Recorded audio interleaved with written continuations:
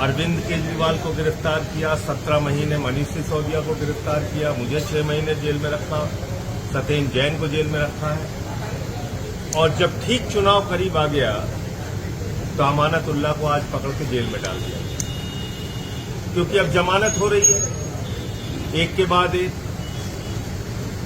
और अब अरविंद केजरीवाल जी को भी जमानत मिलने वाली है, वो भी बाहर आने वाले हैं। तो कोई ना कोई खबर चाहिए तो अमानतुल्लाह को गिरफ्तार कर दिया।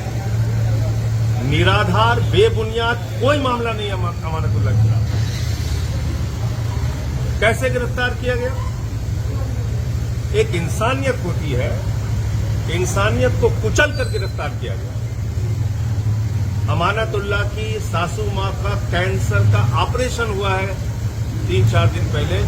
वो गंभीर हालत में अस्पताल से यहां लाई गई और घर पे एक वृद्ध महिला जो जिंदगी और मौत से जूझ रही है, घर वाले बता रहे हैं कि भाई उनकी हालत ठीक नहीं है, हमने आपसे लिख के समय मांगा है। ऐसा भी नहीं कि ईडी को नहीं पता था। अमानतुल्लाह की मदर इन लॉ के बारे में ईडी को नहीं पता था, ये भी नहीं है।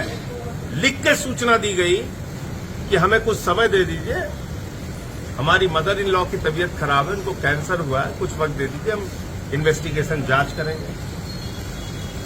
और आपको अब मैं जो बताने जा रहा हूं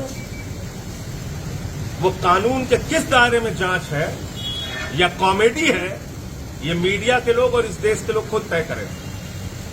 2016 में वक्फ बोर्ड का एक मामला बनाया जाता है और उस मामले के आधार पर सीबीआई पर्चा दर्ज करती है। पहला पर्चा 2016 में।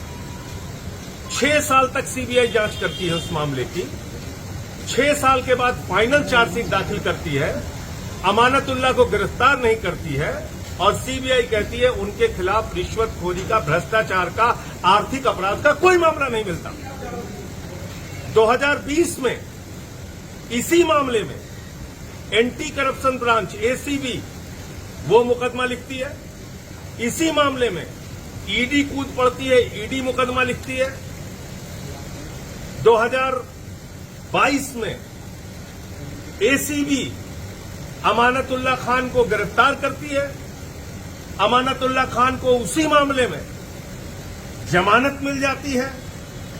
कोर्ट कहती है, कोर्ट की टिप्पणी है जब एसीबी से जमानत मिली कि अमानतुल्लाह खान के खिलाफ कोई भी भ्रष्टाचार, आर्थिक अपराध, रिश्वतखोरी का मामला नहीं है।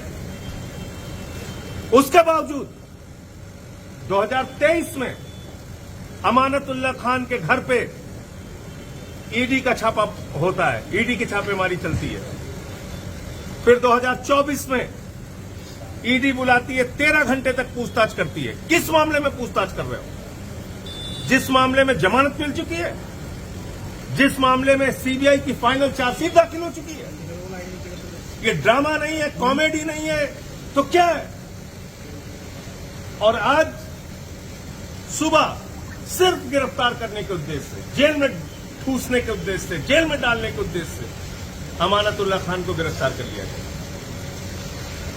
मैं भाजपाइयों को कहना चाहता हूं, तुम पूरे देश के सामने एक्सपोज हो चुके हो और तुम्हारे नेता, देश के प्रधानमंत्री नरेंद्र मोदी एक तानाशाह के रूप में स्थापित हो चुके हैं। बड़े बड़ों की तानाशाही नहीं चली, तुम्हारी भी नहीं चलेगी। तुम भी एक दिन सत्ता से हटोगे, जाओगे और इन बातों का जवाब देना पड़ेगा तुम्हें।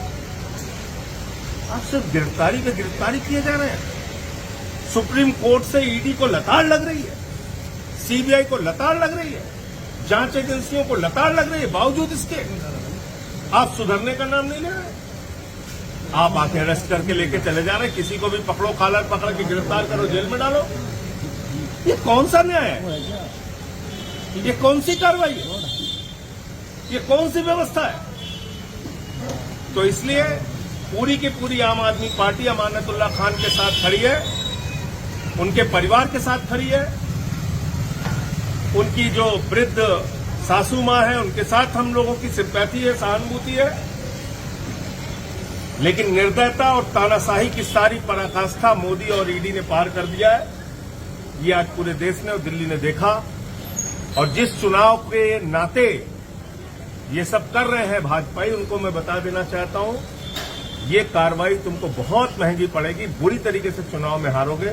यही मैं कहना चाहता हूं। न्याय मिलेगा अमानतुल्लाह को भी, उनके खिलाफ कोई सबूत नहीं है, कोई मामला नहीं। विजय नायर को आज जमानत मिली, इस पर क्या कहें? इसमें अभी सबको जमानत मिलेगी।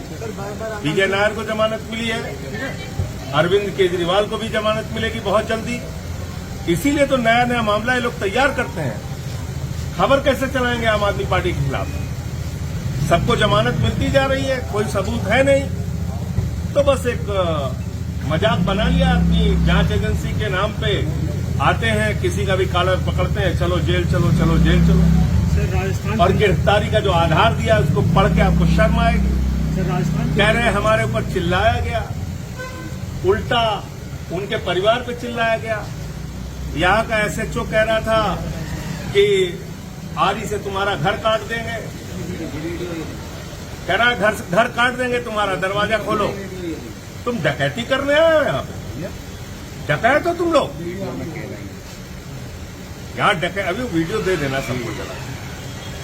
यहाँ डकैती करने आए हो खाकी वर्दी पहन के? तो इसलिए उसकी जो कार्रवाई करनी है वो तो सब हम लोग कोर्ट में रखेंगे और इस सारे मामले को आम आदमी पार्टी अपने स्तर पे उठाएगी। बुलडोजर जस्टिस को लेकर एक सुप्रीम कोर्ट की टिप्पणी आई कि आरोपी होने भर से आप किस तरह घर में गए। बुलडोजर जस्टिस कोई जस्टिस सही नहीं है, और मैं तो बार बार कहता हूँ बुलडोजर बहुत बेवफा है। छतरपुर में भी चलता है, अयोध्या में भी चलता है, काशी में भी चलता है। तो सावधान हो जाओ इस देश के लोगों।